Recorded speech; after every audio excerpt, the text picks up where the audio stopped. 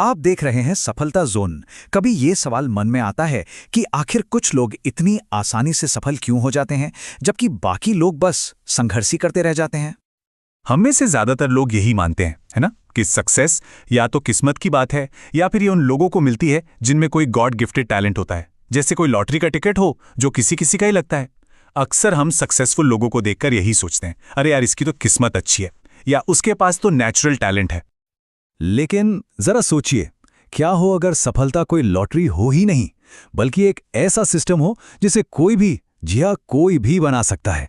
एक ऐसा सिस्टम जिसे सीखा जा सकता है, अपनाया जा सकता है और जिससे अपनी खुद की सक्सेस स्टोरी लिखी जा सकती है।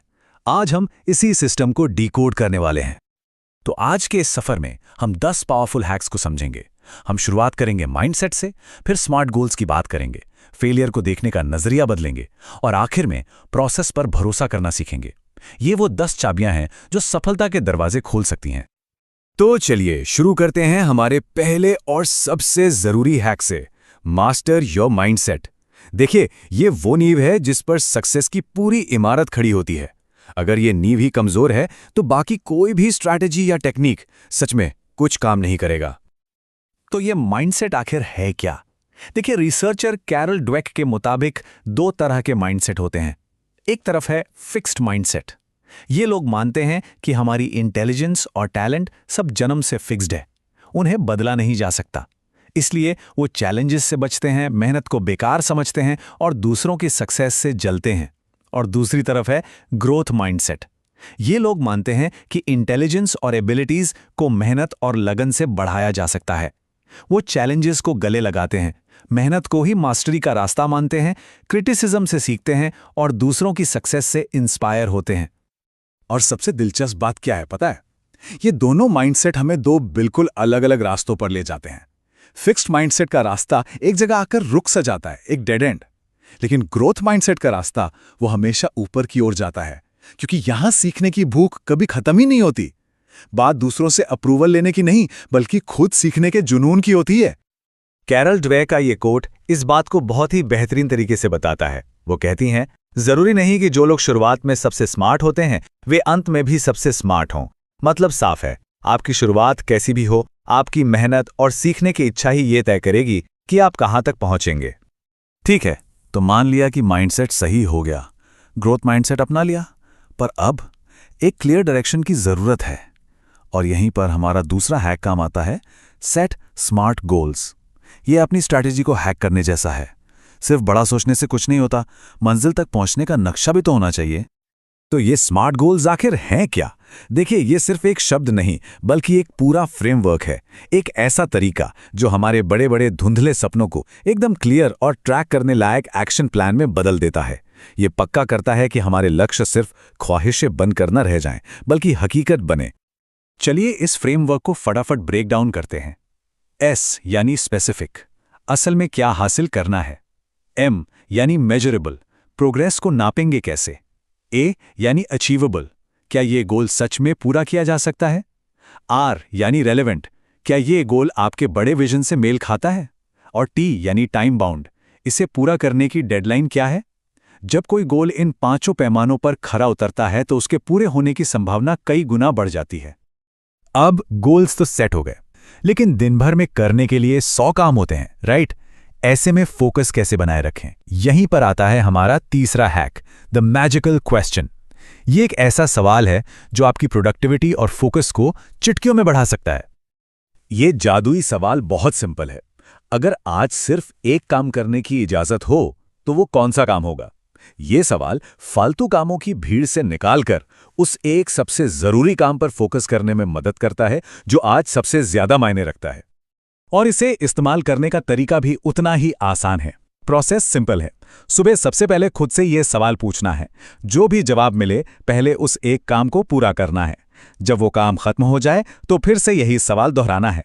यकीन मानिए, इस साइकिल को दोहराने से दिन के आखिर में आपको हैरानी होगी कि कितने जरूरी काम निपट गए हैं। ग्रोथ माइंडसेट और क्लियर गोल्स के बावजूद एक चीज है जो हम सबको रोकती है, और वो है हार का डर। हमारा चौथा हैक इसी डर को एक हथियार में बदलने के बारे में है। यह है रीफ्रेम योर फेलियर्स। यानी अपनी असफलताओं को एक नए चश्मे से देखना। ये कोट सीधा दिल पर लगता है। इसमें कहा गया है, असफलता एक एक्शन, मैं असफल हुआ, से एक पहचान, मैं एक फेलियर हूं, मैं बदल गई है। और फिक्स्ड माइंडसेट यही करता है, वो एक घटना को आपकी पहचान बना देता है। कोई एक एग्जाम में फेल हुआ तो वो खुद को ही फेलियर मानने लगता है। जिम मार्शल की कहानी सुनिए। वो एक प्रोफेशनल फुटबॉल प्लेयर थे। एक बहुत बड़े मैच में नेशनल टीवी पर करोड़ों लोगों के सामने उन्होंने गलती से बॉल लेकर एक गलत दिशा में दौड़ लगा दी और अपनी ही टीम के खिलाफ स्कोर कर दिया। सोचिए, ये उनके करियर की कितनी बड़ी और शर्मनाक गलती हो सकती थी। ये एक पल उन्हें फेलियर के रूप में डिफाइन कर सकता था। लेकिन जिम ने ऐसा होने नहीं दिया। उन्होंने अपनी गलती मानी, उससे सीखा और आगे बढ़े, और वो एक महान खिलाड़ी बने रहे। तो असफलता से सीखा कैसे जाए? सबसे पहले बिना खुद को जज किए गलती को मानना, फिर एनालाइज करना कि आखिर हुआ क्या और क्यों हुआ, उसमें से सबक निकालना, और अगली बार उस सबक को कैसे अप्लाई करना है इसका प्लान बनाना है। और सबसे ज़रूरी बात हमेशा याद रखनी है, फेलियर एक इवेंट है, आपकी पहचान नहीं। अब तक हमने माइंडसेट और स्ट्रैटेजी की बात की। अब आते हैं एक्शन मोड में। हमारा 5वां हैक हमारे सबसे कीमती रिसोर्स को बचाने के बारे में है, और वो है प्रोटेक्ट योर अटेंशन। आपका ध्यान यानी अटेंशन आज की दुनिया में सबसे कीमती करेंसी है। सच में ये पैसे से भी ज्यादा कीमती है, क्योंकि ये लिमिटेड है। कॉग्निटिव साइंटिस्ट इसे अटेंशनल कैपेसिटी कहते हैं। एक बार जब यह खर्च हो जाती है तो जरूरी चीजों पर फोकस करने की आपकी क्षमता कम हो जाती है। सक्सेसफुल लोग इस बात को जानते हैं और वो अपने अटेंशन को किसी खजाने की तरह बचाते हैं। तो इस खजाने को बचाया कैसे जाए? कुछ बहुत प्रैक्टिकल तरीके हैं, जैसे फोन के फालतू नोटिफिकेशंस बंद कर देना, ईमेल सेटिंग्स को मैनुअल सिंक पर रखना और दिन में सिर्फ 2-3 बार ही चेक करना, अपने काम के लिए डिस्ट्रैक्शन फ्री टाइम ब्लॉक्स बनाना, और अपने आसपास के माहौल को ऐसा डिजाइन करना जहां इंटरप्शंस कम से कम हों। अटेंशन बचाने के साथ साथ छोटे छोटे कामों को टालने की आदत से बचना भी जरूरी है। हम सब करते हैं ये। यहीं पर हमारा छठा है काम आता है, जो डेविड एलन की मशहूर किताब गेटिंग थिंग्स डन से लिया गया है, द 2 मिनट रूल। ये रूल बहुत ही सीधा है। अगर कोई काम 2 मिनट या उससे कम में हो सकता है तो उसे उसी वक्त कर लेना चाहिए जब वो सामने आए। हम अक्सर ऐसे कितने ही काम टाल देते हैं जिन्हें हम 2 मिनट में खत्म कर सकते हैं। इसे लागू करना तो बेहद आसान है। जैसे ही कोई छोटा काम दिखे, किसी ईमेल का जवाब देना, एक कप धोना, बस खुद से एक सवाल पूछना है, क्या ये 2 मिनट में हो सकता है? अगर जवाब हाँ है तो उसे तुरंत कर डालिए। इससे ना सिर्फ काम खत्म होता है, बल्कि आपका दिमाग और आपका वर्कस्पेस दोनों क्लटर फ्री रहते हैं। आजकल मल्टीटास्किंग को एक बहुत बड़ी स्किल की तरह देखा जाता है, लेकिन सच तो यह है कि यह प्रोडक्टिविटी का सबसे बड़ा दुश्मन है। हमारा 7वां हैक इसी मिथ को तोड़ता है, the power of single tasking, यानी एक समय में सिर्फ एक काम पर फोकस करने की ताकत। चलिए इन दोनों को कंपेयर करते हैं। मल्टीटास्किंग शायद सॉफ्टवेयर के लिए अच्छी हो, इंसानों के लिए नहीं। ये हमारे अटेंशन को बुरी तरह बांट देती है, काम की क्वालिटी गिराती है और स्ट्रेस बढ़ाती है। वहीं सिंगल टास्किंग का मतलब है एक काम शुरू करो और उसे खत्म होने तक करते रहो। इससे आपका फोकस, क्वालिटी और आउटपुट तीनों बढ़ते हैं। और ये कोई छोटी मोटी बात नहीं है। रिसर्च बताती है कि सिंगल टास्किंग से आपका आउटपुट लगभग 500% तक बढ़ सकता है। 500%। सोच सकते हैं आप, सिर्फ एक आदत बदलकर अपनी प्रोडक्टिविटी को 5 गुना बढ़ाना। अब इस सिंगल टास्किंग को और भी इफेक्टिव बनाने का एक तरीका है अपने समय को बड़े बड़े हिस्सों में बांटना। हमारा 8वां हैक इसी पर आधारित है, थीम योर डेज, यानी अपने हर दिन को एक खास थीम या टॉपिक के लिए डेडिकेट करना। ये मैं नहीं कह रहा, ट्विटर के सीईओ जैक डॉर्सी अपनी प्रोडक्टिविटी का सीक्रेट बताते हुए कहते हैं, जो तरीका मेरे लिए काम करता है वो ये है कि मैं अपने दिनों को थीम देता हूं। इसका मतलब है कि वो हर दिन एक खास तरह के काम पर फोकस करते हैं, जिससे उनका कंसंट्रेशन बना रहता है।